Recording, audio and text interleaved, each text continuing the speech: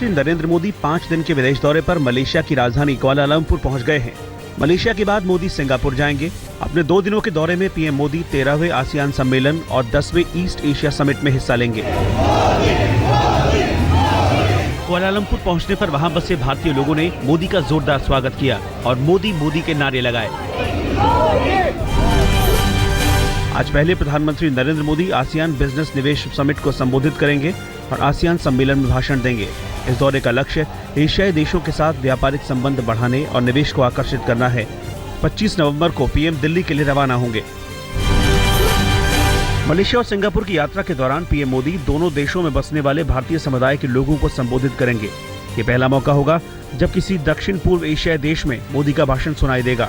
22 नवंबर को कुआलालंपुर में और 24 नवंबर को सिंगापुर में मोदी का भाषण है। मलेशिया में आसियान सम्मेलन से संबंधित पुलिस की खुफिया रिपोर्ट लीक होने से बड़ी साजिश का पर्दाफाश हुआ है। रिपोर्ट में कहा गया है कि कुआलालंपुर में ISIS के 10 फिदायीन हमलावर हो सकते हैं, जहां दुनिया के 18 ताकतवर देशों के राष्ट्राध्यक्ष मौजूद रहेंगे। पुलिस सर्कुलर के मुताबिक फिलीपींस के एक आतंकी संगठन के साथ IS की बात भी हुई है। आतंकी साजिश के खुलासे के बाद से ही मलेशिया में सुरक्षा को बढ़ा दिया गया है। सेना के 2000 सैनिकों को कुआलालंपुर में अहम ठिकानों पर तैनात किया गया है, जबकि 2500 सिपाहियों को सतर्क रखा गया है। सबाह में भी IS के 8 फिदायीन हमलावरों की मौजूदगी का खुलासा हुआ है।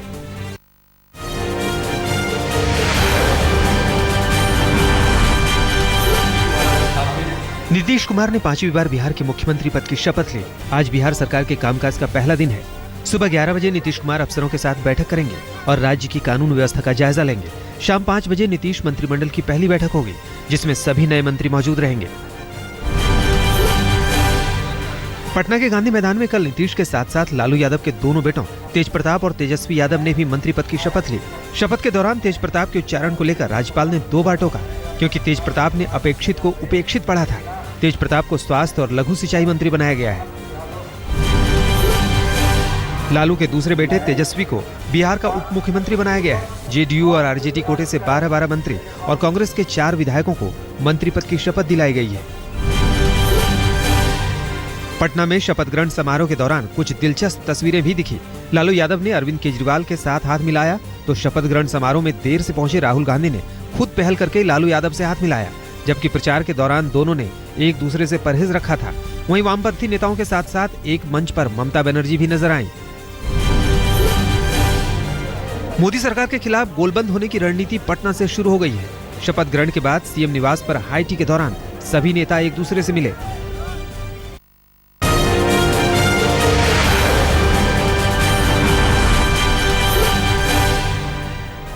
पश्चिम अफ्रीका के माली में एक होटल में हमलावरों ने कई लोगों की गोली मारकर हत्या कर दी है। ताजा जानकारी में मरने वालों का आंकड़ा 27 है। आतंकी घटना में पुलिस ने 2 हमलावरों को मार गिराया है। आतंकियों ने कई घंटों तक लोगों को बंधक भी बना लिया था। माली में मारे गए दोनों हमलावरों की पहचान इस्लामिक आतंकियों के रूप में हुई है। अच्छी खबर यह है कि होटल पर आतंकी हमले में वहां मौजूद सभी भारतीय सुरक्षित हैं और 20 भारतीयों को वहां से निकाल लिया गया है।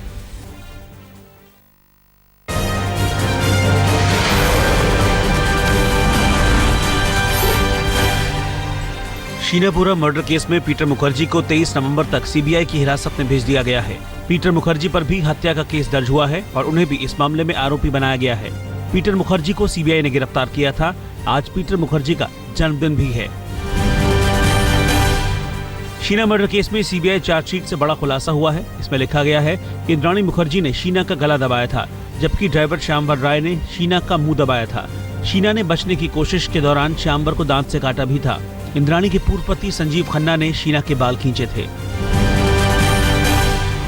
संजीव खन्ना से इंद्राणी की बेटी विधि ने राहुल और शीना को इंद्राणी के गुस्से के बारे में चेताया था। विधि ने SMS के जरिए शीना को इसकी जानकारी दी थी। चार्जशीट के मुताबिक विधि को डर था कि शीना ने उसके SMS का जिक्र किया तो उसे भी जान का खतरा हो सकता है। विधि ने कहा था कि ये बात सिर्फ उन दोनों के बीच ही रहनी चाहिए।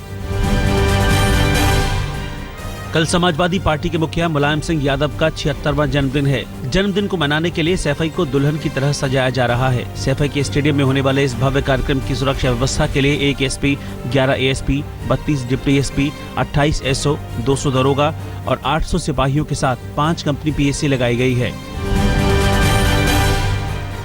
मुलायम सिंह यादव के जन्मदिन समारोह में हिस्सा लेने के लिए लालू यादव, अमिताभ बच्चन, जया बच्चन, अमर सिंह, ऋतिक रोशन समेत कई दिग्गजों के पहुंचने की संभावना है। AR रहमान का म्यूजिकल ग्रुप भी सैफई के मंच पर होगा। आज रात मुलायम अपने जन्मदिन का स्पेशल केक काटेंगे।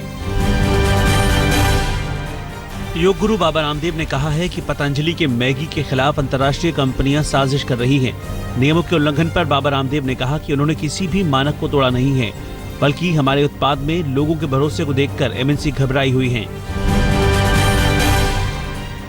यूपी के गाजीपुर में सांसद और रेल राज्य मंत्री मनोज सिन्हा ने गाजीपुर और आसपास के इलाके की जनता की मेडिकल सुविधाओं को ध्यान में रखते हुए लाइफलाइन एक्सप्रेस ट्रेन का उद्घाटन किया। इस ट्रेन में भारत और विदेशों के डॉक्टर असाध्य बीमारियों का भी ट्रेन में ही बने कूपे में जांच कर इलाज करेंगे, जो बिल्कुल मुफ्त होगा।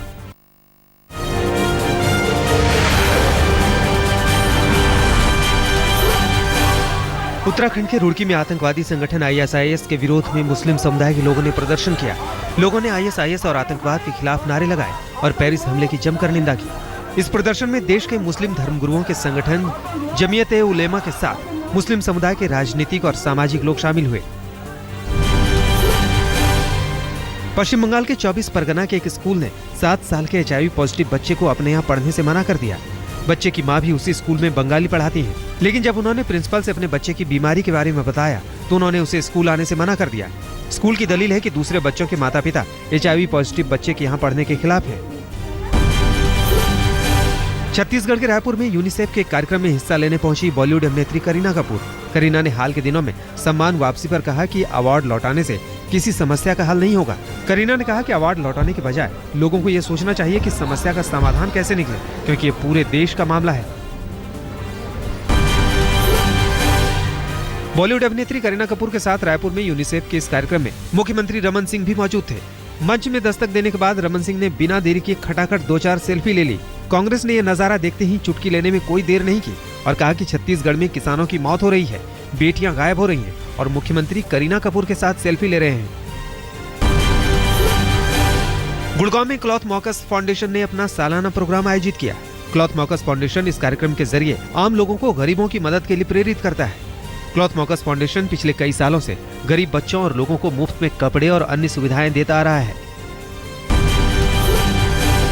बिग बी अमिताभ बच्चन ने गुड़गांव में हरियाणा को टीबी मुक्त करने के एक अभियान की शुरुआत की।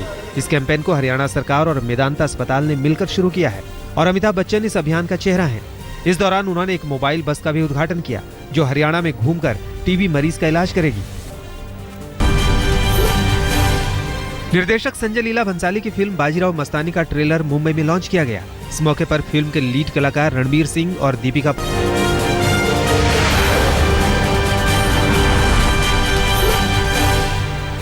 शिमला में पुलिस की दबंगई का मामला सामने आया है।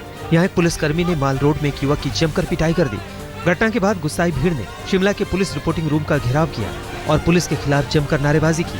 हालांकि पुलिसकर्मी को सस्पेंड कर दिया गया है।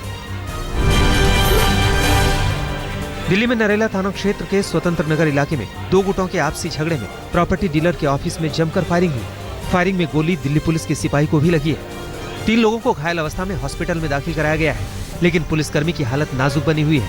हैरानी की बात यह है कि इस मामले में आरोपी भी सेना में कमांडो रह चुका है। यूपी में हापुड़ के असौड़ा की साप्ताहिक बाजार में गैस के गुब्बारे भरने वाले सिलेंडर में अचानक ब्लास्ट से भगदड़ मच गई। हादसे में 6 बच्चों समेत 1 दर्जन से अधिक लोग घायल हो गए। बाद में अस्पताल में एक महिला और 3 बच्चों की मौत हो गई। यूपी के एक IRS अधिकारी गौरव शुक्ला को दिल्ली के कोटला मुबारकपुर थाना पुलिस ने युवती से दुष्कर्म और धोखाधड़ी के आरोप में नागपुर से गिरफ्तार किया है। साल 2012 बैच के IRS अफसर को नागपुर स्थित IRS ट्रेनिंग कैंप से पकड़ा गया। इसे नागपुर कोर्ट में पेश कर 3 दिन के ट्रांजिट रिमांड पर दिल्ली लाया जा रहा है। मामला दर्ज होने के बाद अफसर कई महीनों से फरार था। दिल्ली में कूड़ा बीनने वाले के वेश में चोर गैंग फिर से सक्रिय हो गया है। उत्तरी दिल्ली में CCTV ने ऐसे कई चोरों को बेनकाब किया है, लेकिन पुलिस कार्रवाई के नाम पर हाथ धरे बैठी है। CCTV में साफ दिख रहा है कि कूड़ा बीनने की आड़ में पहले चोर रेकी करते हैं, फिर चोरी को अंजाम देकर चोरी का माल कूड़े की गाड़ी में डालकर रफू चक्कर भी हो जाते हैं। बाहरी दिल्ली के रोहिणी सेक्टर 17 इलाके में एक फ्लैट में दलबीर नाम के शख्स का शव मिला है। 35 साल का दलबीर सेक्टर 16 में रहता था और इस फ्लैट में एक महिला के साथ आता जाता था। केन काटजू थाना पुलिस मामले की जांच कर रही है।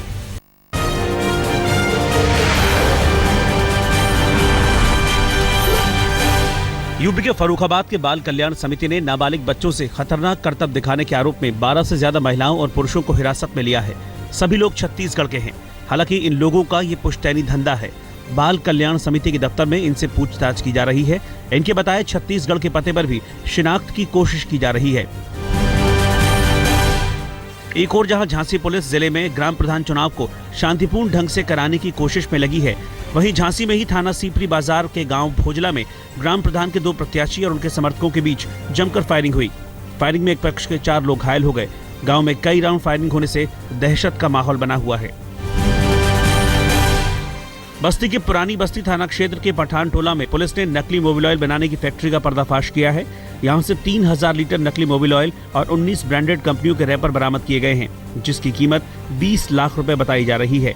इस काले कारोबार के 2 अहम कर्ता-धर्ता भी पुलिस के हत्थे चढ़े हैं। बिहार के कटिहार में स्कूली बच्चों को लेकर स्कूल जा रही स्कूल बस की आमने सामने ट्रक से भीषण टक्कर हो गई। स्कूल जा रही बस में सवार कई बच्चे हादसे का शिकार हो गए। हादसे में 2 मासूम बच्चों समेत एक टीचर और एक स्कूल असिस्टेंट की मौत हो गई।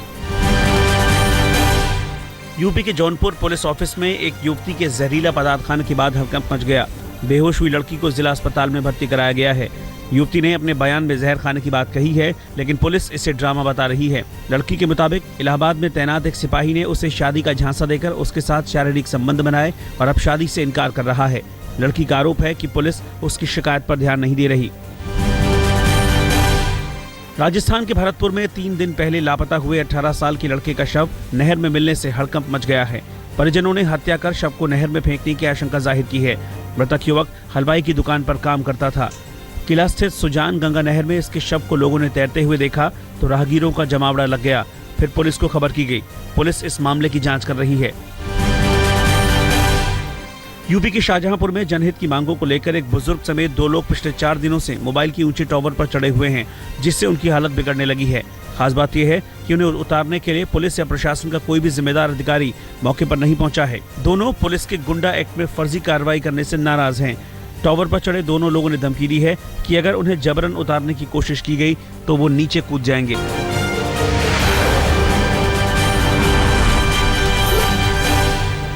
दिसंबर में भारत पाक सीरीज होने की उम्मीदें बढ़ गई हैं। बीसीसीआई के अध्यक्ष शशांक मनोहर पीसीबी अध्यक्ष शहरयार खान से रविवार को मुलाकात करेंगे। ये मुलाकात दुबई में होगी और 22 नवंबर को सीरीज के ऐलान की उम्मीद है।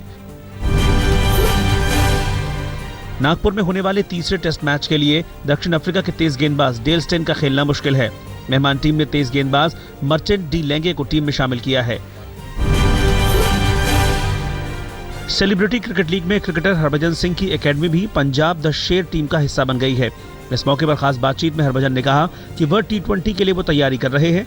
शादी के बाद पहले मीडिया इंटरव्यू में हरभजन ने युवराज को सलाह भी दी है कि सगाई के बाद अब शादी में युवी देर न करें।